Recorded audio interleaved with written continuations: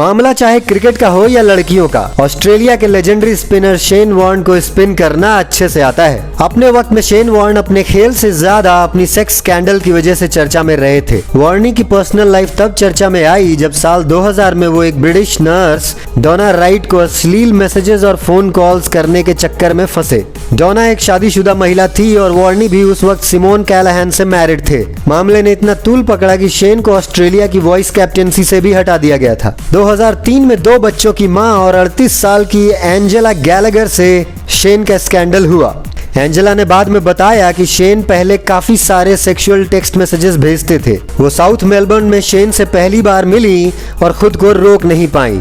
दोनों में full sexual relationship बना। शेन वॉर्न की शादी 2005 में तब टूट गई जब 3 औरतों ने एक साथ वॉर्नी के साथ अफेयर होने का दावा किया। English student Laura Sayers, TV assistant Michelle Masters और 31 साल की 3 बच्चों की मां कैरी कॉलीमोर। कैरी ने तो यहाँ तक कहा कि शेन ने उनके साथ अपने BMW कार की बोनेट पे सेक्स किया। ही वॉन्टेड सेक्स एवरीवेयर, घर के अंदर, घर के बाहर, गाड़ी में, गाड़ी के बोनेट पे, हर जगह जहाँ भी उन्हें मौका मिल जाए वो शुरू हो जाते थे। बाद में कैरी ने वॉर्नी के सेक्सुअल टेक्स्ट मैसेजेस को पब्लिक कर दिया था, जिसकी वजह से वॉर्नी की काफी बदनामी हुई थी। स्टूडेंट लॉरा जो 25 साल की थी ने बताया कि लंदन के एक होटल में शेन पूरे नंगे हो गए और उनसे सेक्स के लिए रिक्वेस्ट करने लगे। साल 2006 आते आते शेन वॉर्न का डिवोर्स हो चुका था और लड़कियों को सेक्स मैसेज भेजने यानी सेक्सटिंग की वजह से काफी बदनामी भी हो चुकी थी। पर वो कहाँ रुकने वाले थे। साल 2006 में उन्होंने सेक्सटिंग से 2 ब्रिटिश मॉडल पटा ली और दोनों के साथ थ्रीसम किया। बाद में मॉडल कोरली आइकोल्स ने कहा कि शेन काफी फिट हैं और बिस्तर में पूरे वक्त गंदी बातें करते रहे, मैं तो उन्हें फुल मार्क्स दूंगी। दूसरी मॉडल एमा कियर्नी ने कहा कि शेन में घोड़े जैसी ताकत है और वो बिस्तर में काफी एक्सपेरिमेंट्स भी करते हैं।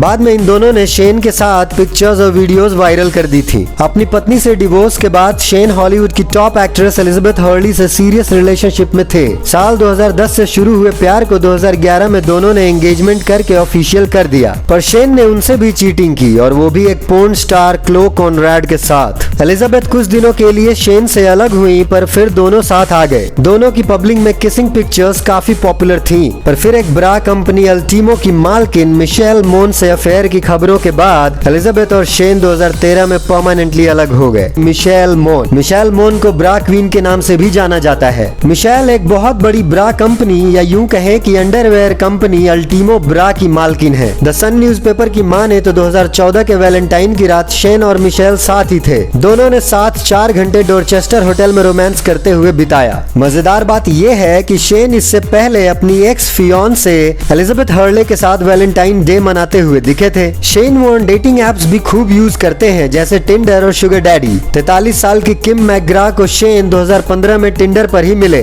दोनों का वन नाइट स्टैंड तब फेमस हो गया जब किम ने सारी डिटेल्स वुमेन्स डे मैगजीन को दे दी। किम ने कहा कि शेन बहुत स्ट्रॉन्ग है। उसने मुझे हाई हील्स पहने रहने को कहा उस पूरे दौरान जब हम सेक्स कर रहे थे। इसके अगले ही साल 2016 में शेन सिमोन टून को शुगर डैडी वेबसाइट पे मिले। सिमोन ने द सन को बताया कि मैं अभी दरवाजे में घुसी भी नहीं थी कि शेन मुझ पर झपट पड़े। मैं 10 मिनट के लिए भी उन्हें दूर नहीं रख पाई। He was all over me।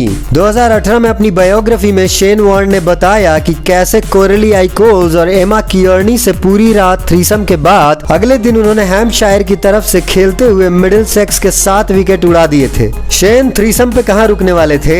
साल 2019 में शेन ने अपनी एक लवर और 2 पेड सेक्स वर्कर्स के साथ फोरसम किया। कहते हैं कि उन्होंने अपने लंदन के घर की सारी खिड़कियां खोल रखी थी और पड़ोसी ये सब कुछ देख और सुन रहे थे। 19 साल की डवीना ने 2 घंटे के 400 और 27 साल की पॉपी ने 500 पाउंड चार्ज किए थे। उनके नेबर्स का कहना है कि शेन इसके बाद गोल्फ खेलने निकल गए। भाई क्रिकेट फील्ड से ज्यादा तो शेन फील्ड के बाहर खेलते हैं। आपका क्या कहना है कमेंट करके जरूर बताएं। साथ ही साथ हमारे चैनल को लाइक, शेयर और सब्सक्राइब करना बिल्कुल ना भूलें।